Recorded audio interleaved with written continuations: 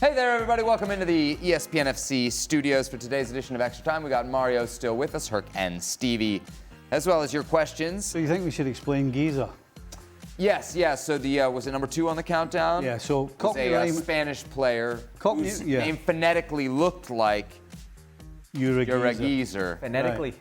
So Cockney rhyming really slang, as Mario will probably be able to tell you now from his Chelsea days, a geezer is a bloke, a guy. Right. A dude. Right? Yeah. And a diamond geezer is a great guy. Right. And so you're a geezer, diamond geezer, that's where I pulled it from. You know what they say, the best jokes are the ones you have to explain. Yeah. Go on, Mario, give us a bit of Cockney rhyming slang. Rub it up, pop. Apples and pears, stairs. Down the stairs. I know a couple. Okay. All right, James asks, Atletico Madrid's Marcos Llorente said it was impossible to play against PSG because of the heat and that it was hard to sprint or stop. What advantage does Leo Messi have for the 2026 World Cup, having been at Inter Miami for the last 2 years, getting acclimated to the U.S. weather? I don't think you were on the show when we were talking about this. No, but I used to live in Pasadena. I think 6 years ago when I moved down to Los Angeles, and it is hot. It is very hot. Fortunately for the people who are going to go to the World Cup in Los Angeles, it'll be at SoFi, which is domed, a little bit of air conditioning. But I've been in, and you know this, you've used to coach down in New England. Those summers, soccer Saturday, 1 o'clock. It's absolutely dreadful. You can see heat fumes rising. It's not a pleasant experience. Leo Messi, he'll be used to the heat per se, the humidity per se, but he's going to be 39, going on 40. That may be a bigger factor. I know it's really bad in LA, but LA is usually not the most humid of the No. places that you'll have in this country. Northeast gets terrible, Southeast DC. gets Texas. terrible. Yeah, and DC has some Club World Cup games. They've got DC. 3 there at Audi Field. Those are the two I remember. Dallas, Yeah. 4 o'clock kickoff. Dragon Lake Field. Carroll High School. Dragon Field. Just impossible. Yeah. And one night we played in DC. Yeah. Oh, you get the wrong Guys couldn't breathe. muggy August and day. in I DC. decided I needed to retire one night in New England, actually. Oh, really? On the turf in New England, a muggy summer night in New Guys England. couldn't so that's it. breathe, and then when the final whistle went, both sets of players just fell on the ground. Yeah. All right, Steve Nicol's personal assistant asks, for Mario, how far can Chelsea go in this tournament, assuming we're talking about the Club World Cup here? I think, look, we cannot take this because I think, especially at the end, it was difficult for them. You know, I felt like they gave too much away. They gotta finish games off. I think that is going to be their main thing, and if they can do that, they can travel. If they cannot finish the game off, because come on, LAFC at the end, you understand, they had the opportunities to score a goal, and you don't want that. So I feel like if you would ask me straight away, would they win it prior to the tournament? I would say no. Why? Because they're just starting the season again. But hey, we have to see how the tournament goes. But Bayern Munich, whoo, guys, even if it's an amateur team or whatever you want to call that team or whatever it was, you still have to put them in the back of the net. Those are the kind of teams, and Paris Saint-Germain. Oh, I think those are the winners. If you ask me who's going to win it, I say go PSG. But does Chelsea has a chance? Yeah, of course. All right, Stevie, what was the best under-the-table perk or nixer? I'm not sure I know that term, that you got from playing or coaching? Free cars or a swanky holiday gift? No. You mean the Revs weren't hanging out No. keys to a Mercedes or something? Absolutely not. You must have got some cool, like, the Revs and the Patriots were owned by the same guy, so maybe some cool access or something? You didn't go to some. Yeah. You always talk about. What about at Patriots Liverpool games and stuff? Well, like actually, no, that's not true. You're right. I got to go to 2 Super Bowls. So. I mean. And I got to take my son with me. Was it like VIP experience? Were you in? You just forgot about that one. Yeah. No, not quite, but. That's not bad. I was with all the staff. No, that's pretty good. Yeah. Fly down the morning of the game, and then you have the day there, and then you have your tickets, your seats, and then go back to the hotel after the game for a bit, and then get back on the bus about maybe 3-4 in the morning and fly back home. So, no, fantastic. What about you and your Liga MX days? Any fun gifts handed down by the chairman? Yeah. No, like cars. Yeah. Some of those teams are sponsored by car dealerships, Okay. and they'll loan you out for a good amount of time. Okay, nice. Mario, what about you? Let me think. My best perk was Stevie knows that we always have a person that books our flights for the team. And I end up being friends with that guy. And he ended up booking all my holidays. So one of the key things I had one day, I turn up late for a plane. I jump on a plane, come from Amsterdam, go to London, and he held the plane waiting for me. And there were more people. It wasn't like it was a plane for myself. It was just me, and he held it. And they kept on calling, Mario, you got to hurry up. We're waiting for you. I get in, and the lady that, let me come on the plane, she goes, oh, we had to wait for you, but okay, we kept it for you. This is your seat. Go sit down. And the guy calls me later. He was my top guy. He ended up booking all my holidays for about 10 years. Wow. So that was definitely one of the catches that I had to hold on. That's big time, huh? Hey, nobody minds a discount, right? Nobody minds a discount, so I'm sure you would have minded too. You turned the team admin into your own kind of like personal assistant power move there from Mario. Stevie, start, bench, sell these football legends in their prime. Ooh, this is a good one. George Best, Johan Cruyff, Kevin Keegan, okay. Well, can I start by saying that Kevin Keegan is going to be third? And for those that don't know, Kevin Keegan, before the Ballon d'Or, it was called the European Player of the Year. Kevin Keegan won the Ballon d'Or back in the day, and he's going to be third. That's how good he was, and how good this three is. And that'll also be the headline in the Liverpool Echo. In second place, we have the mercurial George Best. I mean, a guy who played football like he was on the street. Every time he stepped out at Old Trafford in particular, he played as though he was in the playground. I mean, just dribbling, scoring goals, just played like a kid. But the winner has to be Johan Cruyff. I mean, he did all the things that George Best did, but he organised everybody around him. And I guess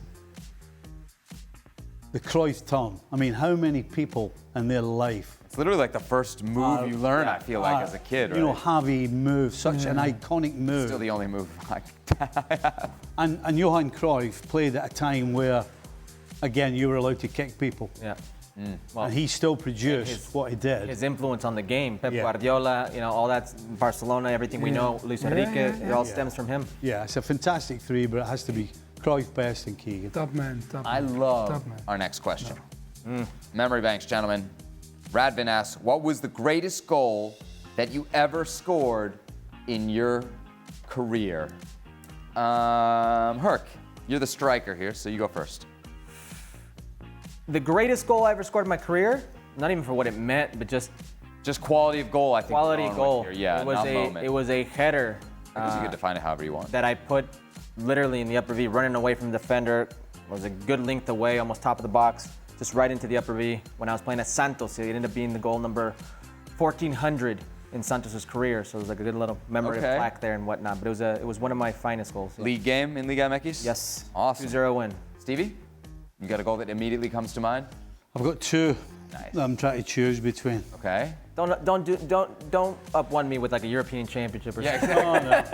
No, You're like Jornada 12, Liga MX. No. You ever heard of the Champions League final? Sorry, I need to tell you the two because they're completely, Yeah. they're completely different. We'll be your tiebreakers. The first one is in the derby against Everton at Anfield.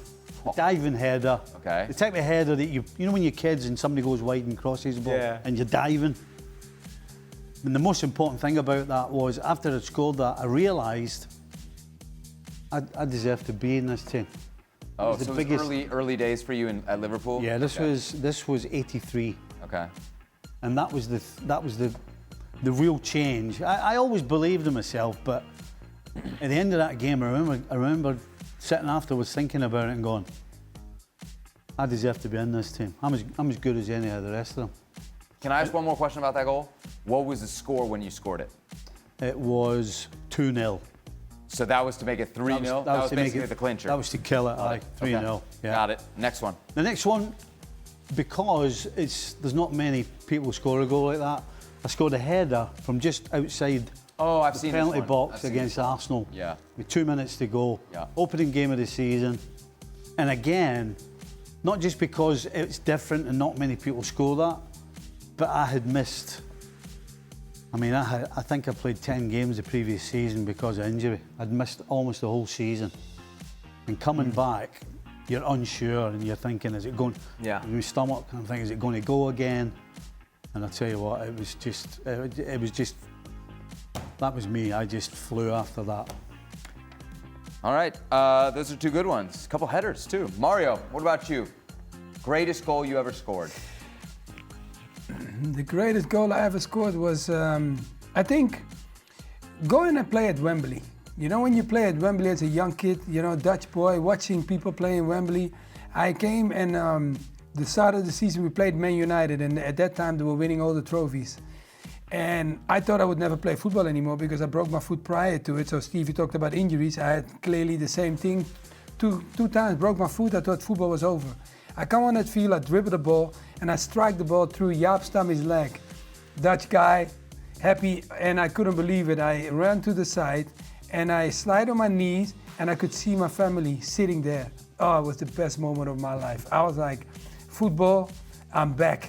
That's how I felt, and that's how I celebrated. While for someone else, it was just like a normal game. For me, it was more than a normal game because it was right at Wembley what I was dreaming of to play one day. Is that the picture over your left shoulder there? No, it's Drogba. No. That's the one on my left shoulder. You're not talking with the one with the head. You're talking about Ajax, right? Yeah. The one on the. The one on the. Yes. Yes. I'm so sorry. Yes. I thought so. Look at that. Love it when a plan comes together. Okay. Olivier Giroud forgot his jersey in the locker room at halftime, delaying the game versus Chelsea. Other than Stevie forgetting his passport, what's the weirdest thing you've seen a player, coach, referee, or training staff member forget?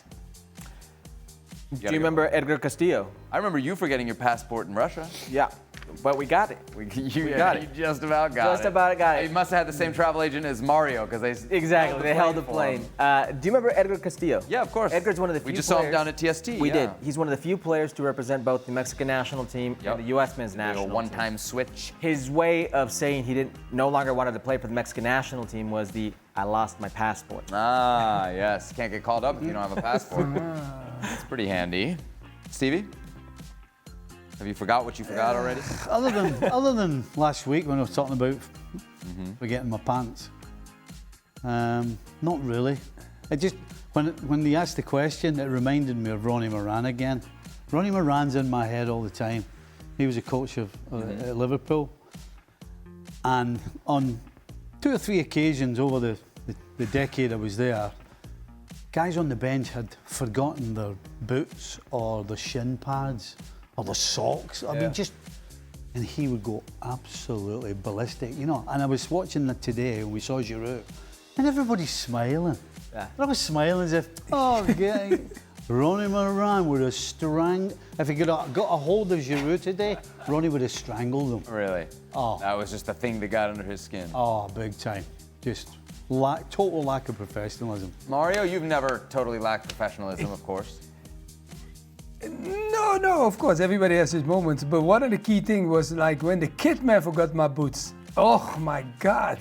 You know, it felt Wait a like you sec, get even more nervous. Like, I thought the kit man normally brings players all would the be boots of responsible all for the your teams, boots. all the players. No. That would make me nervous as a When player it comes not to the kit have man, my boots with me. No, the kit man brings all the boots for all the individuals, and sometimes Multiple you boots. tell him bring. Let's say lot you of say bring responsibility those on one boots, guy, huh? and he picks the wrong ones.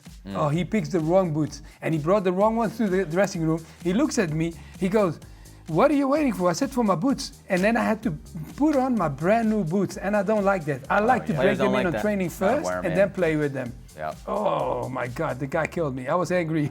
Oh man, couldn't sprint, couldn't stop. Your toenails were probably hurting you, and Marcos Llorente suffering one in the same. I was complaining, I was crying, I bet everything. You were. All right, there he is, Mario. Sorry, last word. You have I something? was just going to say, it's amazing. People would probably find it hard to understand the psychology of us football players.